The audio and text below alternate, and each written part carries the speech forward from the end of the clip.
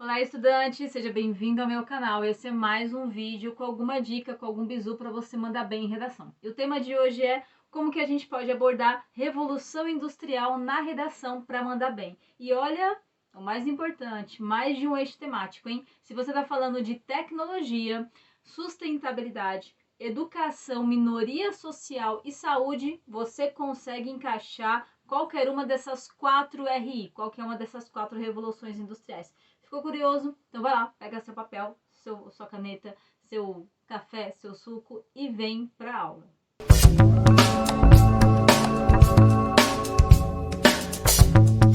E para começar, para a gente esclarecer um ponto, eu sei que pode ter aparecido um ponto de interrogação aí na sua cabeça, de repente.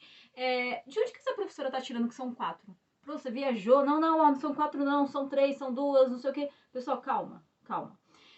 O conteúdo que eu trago aqui é embasado em algo, né? Pense aí. Não há um historiador específico, um dos mais famosos falando nisso é o Eric Hobsbawm, já falecido.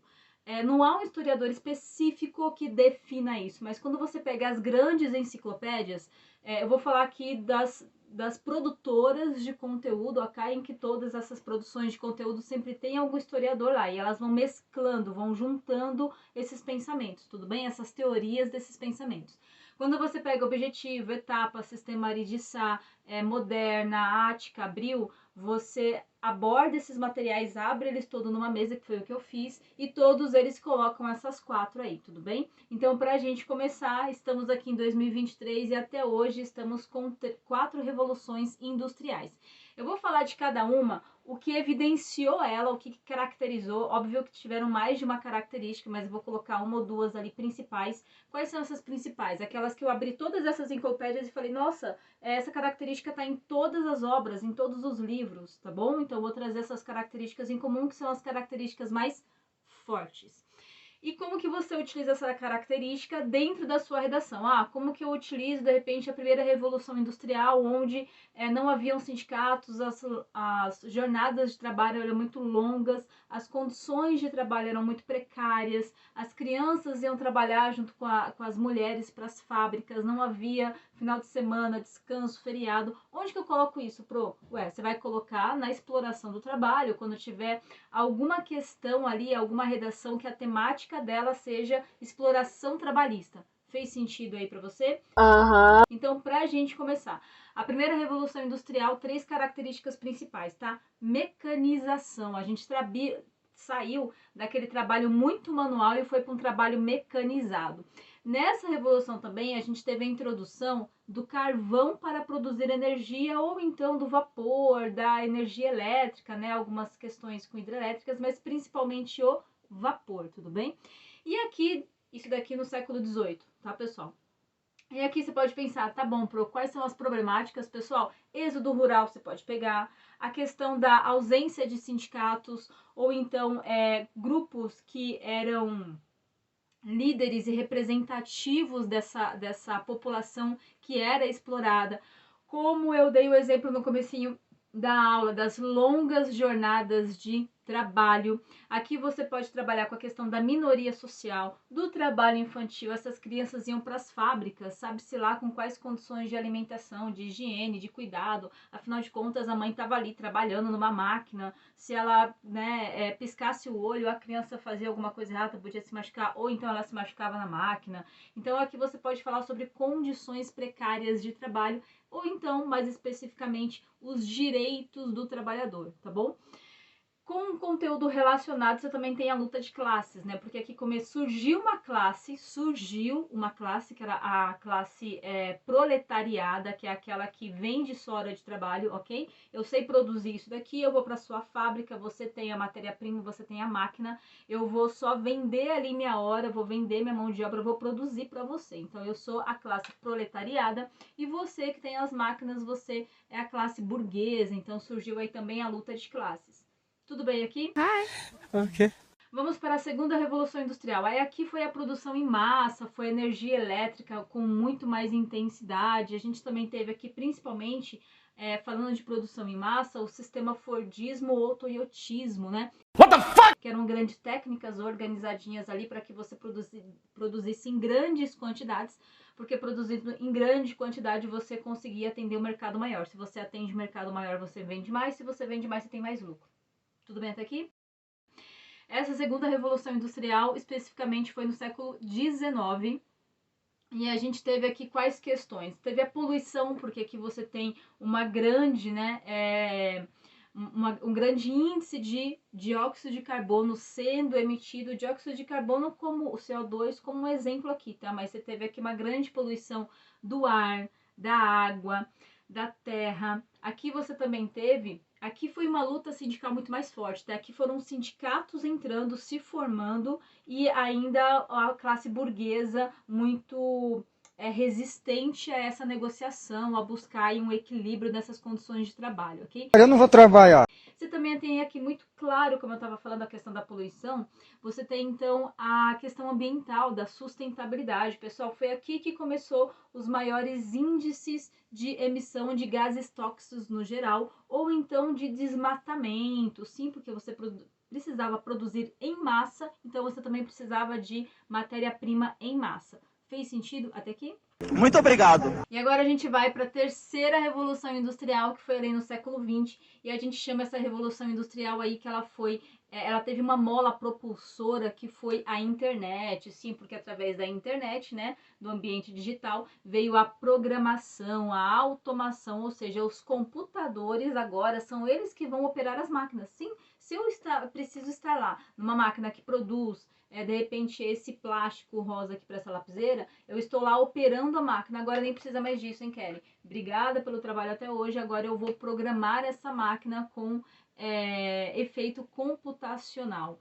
Então aqui você teve, obviamente, a mão de obra humana sendo substituída pela mão de obra maquinária, tá? Pela programação. Então aumentou drasticamente o índice de desemprego. A gente pode até pensar, tem bastante aluno que me questiona assim, ué, mas e daí? O trabalhador não foi vendo o que estava acontecendo e ele já não foi se preparando, né? Se qualificando profissionalmente, angariando, estudando novos conhecimentos para agora ele então operar a máquina. Pessoal, normalmente essas mudanças elas são muito rápidas, assim, tem um período sempre de pesquisa, mas quando vão efetivar isso dentro de uma indústria, isso é muito curto, digamos 6, 7 meses em média, entende? Não chega a ser 2, 3 anos. E esses humanos, nós, não estamos necessariamente tão atentos. A gente acabou de passar por uma pandemia, por exemplo, estamos em 2023, não sei quando você está assistindo esse vídeo, não sei em que data estelar você está assistindo esse vídeo aí. Quem? Como? Onde? Como? E a gente teve uma pandemia em 2020 e 2021. Teve uma dezena de pessoas, dá uma observada, dá uma lembrada aí no seu mundo ao seu redor, ou você mesmo, que viu que tudo estava se transformando e a gente demorou anos para se adaptar. Entendeu? Então, sempre quando há uma transformação muito grande, o humano, sim, ele demora muito mais tempo. Isso é só você estudar os fatos históricos para perceber, tá bom? Bom, então aqui na terceira revolução industrial você teve principalmente o desemprego, o índice de desemprego aumentando, a desvalorização da mão de obra, então você consegue trabalhar isso dentro do eixo temático de tecnologia e educação. Tecnologia porque a tech, né, a tecnologia substituindo esse homem, e porque aí a educação, a informação, a qualificação profissional, ela precisou ser muito impulsionada, incentivada, motivada para que ela conseguisse abraçar, receber essas pessoas que precisariam de qualificação profissional, tá bom? O mesmo esquema, olha só o que eu posso te dar aqui, que eu também comentei isso numa das aulas. Mesma comparação eu fazendo aqui com o ensino digital. Se você aí, de repente, no período da pandemia, estava no Fundamental 1 ou 2, estava na faculdade, você teve abruptamente, num período muito curtinho de tempo, suas aulas indo para o online. Acabou, tem que ir para o online, não tem jeito. E quando a pandemia terminou, pessoal, assim, quando ela terminou não, né? Quando ela foi muito mais as normas elas foram muito mais afrouxadas, né? Quando os índices de contaminação já estavam bem pequenininhos, bem pífios, assim, quase nada, ó, então a vida parece que vai voltar ao normal aí, essa transformação, ela ficou boa parte. Esse ensino online, quase metade das pessoas que foram para o online não quiseram voltar para o presencial, ficaram ali. Então, essas questões desses fatos históricos, eles vão transformando a sociedade de forma bastante estrutural, que é na estrutura, na raiz dela, tá? Quando há uma necessidade de se voltar, ou então de se chegar no meio termo, não chega exatamente no que era, ela sempre fica um pouco transformada. Fez sentido aí? Então, por isso que essa substituição da mão de obra humana por máquinas, mesmo depois que esse segmento do ensino, ele venha com a intenção de qualificar essas pessoas, ele já vai qualificando para que elas operem, tá? Elas nunca voltam para o estado inicial.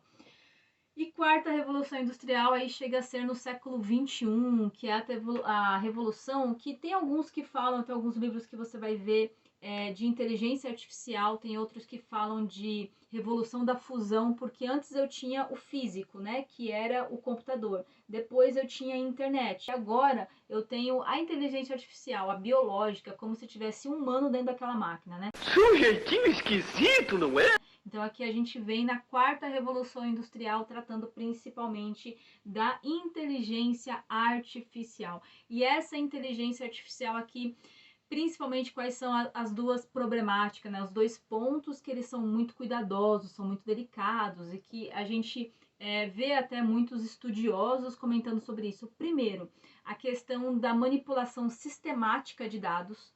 Quando você tem ali alguns dados que chegam para você, para mim, a gente vive numa bolha digital, né? Impossivelmente vai chegar aqui de repente uma propaganda para mim falando sobre comprar uma máquina, deixa eu ver, de cortar madeira, porque eu não trabalho nisso, não é meu interesse. Então eu vivo numa bolha digital que só chega até mim, só chega até você ambientes e conteúdos que sejam do nosso interesse, né? E esse conteúdo que chega do nosso interesse, ele pode ser manipulado, pode chegar muito conteúdo tendencioso se a gente não pesquisar, não estudar, não verificar a fonte. Então aí é um sistema de inteligência artificial, um sistema de bolha artificial que chega a manipular o conhecimento do usuário. Entende aqui? Eita porra.